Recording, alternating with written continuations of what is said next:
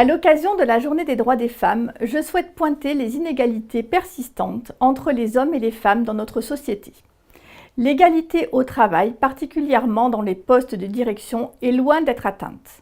Les revenus des femmes sont encore 25% inférieurs à ceux des hommes. Les femmes ont du mal à accéder à des postes de direction.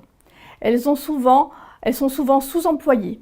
Par exemple, dans la fonction publique d'État, seulement 32% des femmes ont des postes à responsabilité, des postes de direction. Ce phénomène se voit également dans les médias, sur les plateaux télé, dans les radios, sur lesquels seulement 32% de femmes sont invitées dans le panel d'experts.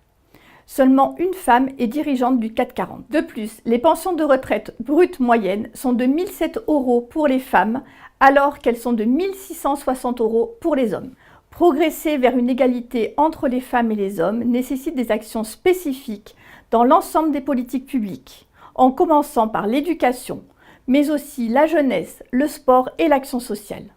Chaque entreprise doit s'inscrire dans l'égalité professionnelle. Cela doit être le cœur de leur politique RH. Il est nécessaire, à l'occasion de la Journée des droits des femmes, de rappeler que la lutte pour l'égalité des sexes n'est pas une valeur de gauche, ni une valeur seulement portée par les femmes. En tant qu'élue de droite, je suis engagée en faveur de cette égalité. Femme de droite, Simone Veil a été une pionnière dans ce domaine.